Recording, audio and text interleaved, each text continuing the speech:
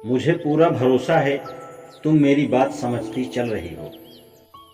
प्रिय सोफी, किंतु शायद यह पूछ रही होगी, क्या अफलातून वास्तव में इन सब के विषय में गंभीर था? क्या वह वास्तव में विश्वास करता था कि इस प्रकार के रूपाकार एक बिल्कुल भिन्न सत्य में वास्तव में विद्यमान थे? संभवतः वह अपने सारे जीवन शब्दशः इस प्रकार विश्वास नहीं करता था, किंतु उसके कुछ डायलॉग्स में आग्रह यही है कि उसे इसी रूप में समझा जाए। आइए उसकी विचारधारा का अनुगमन करते हैं। जैसे हमने देखा, एक दार्शनिक किसी शाश्वत और अपरिवर्तनीय सत्य को पकड़ने का प्रयास करता है। उदाहरण के लिए, एक विशेष साबुन के बुलबुले के अस्तित्व पर मीमांसा लिखने से कोई काम नहीं बनेगा। अंशतः तो इस कारण कि इसके फूटने से पहले इसका अध्ययन करने के लिए पर्याप्त समय है ही कहाँ है, और अंशतः दूसरे किसी ऐसी वस्तु अथवा विषय पर दार्शनिक मीमांसा लिखने पर जिसे किसी ने कभी देखा ही नहीं और जो केवल 5 सेकंड के लिए ही विद्यमान थी, इसे पढ़ने अथवा स्वीकार करने वाले कहाँ मिलेंगे? अफलातून का विश्वास था कि हम अपने चारों ओर प्रकृति में जिन ठोस चीज़ों को देखते हैं, उन सभी की तुलना साबुन के बुलबुले से की जा सकती है, क्योंकि ज्ञानेंद्रिय जगत में विद्यमान कोई भी चीज़ चिरकालीन नहीं है। हम यह निश्चय पूर्वक जानते हैं कि प्रत्येक मानव और प्रत्येक जानवर किसी न किसी समय जल्दी या देर से मर जाएगा और उसका शरीर विघटित हो जाएगा। यहाँ तक कि स्फटिक का एक ब्लॉक भी परिवर्तित होता रहता है और धीरे धीरे क्षरित होता जाता है। सोफी, एक्रोपोलिस गिर रहा है और खंडहर बनता जा रहा है। लगता है यह घोटाला है, पर चीज़ें बनी ही ऐसी हैं।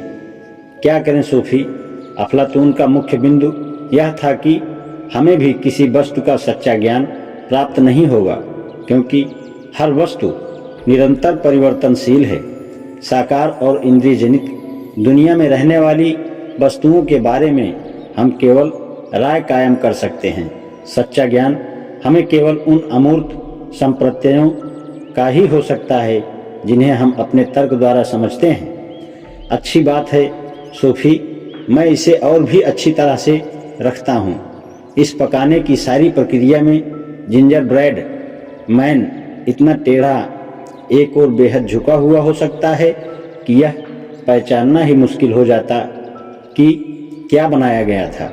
किंतु ऐसे दर्जनों जिंजर ब्रेड मैन को देखने पर यह तो मैं निश्चय पूर्वक कह ही सकती हूँ कि इस कुकी का सांचा कैसा रहा होगा।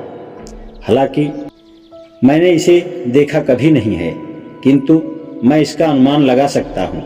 स्वयं अपनी आँखों से वास्तविक सांचे को न देखने का एक लाभ भी हो सकता है, कारण हम अपनी ज्ञानेंद्रियों पर हमेशा ही भरोसा नहीं कर सकते।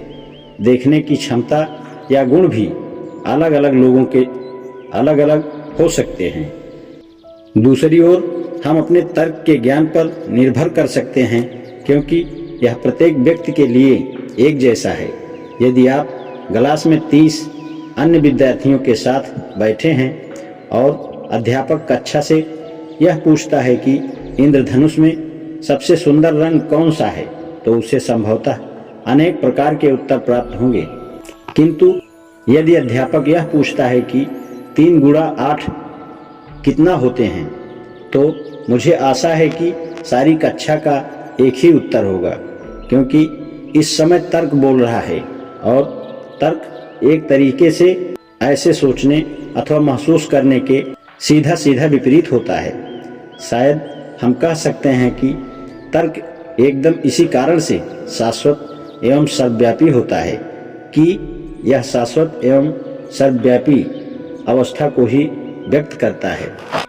गणित में अफलातून का मन बहुत लगता था, क्योंकि गणित की सूक्तियाँ स्टेप कभी नहीं बदलती तथा यह स्वतः सिद्ध होती हैं, जिनका सच्चा ज्ञान हम प्राप्त कर सकते हैं।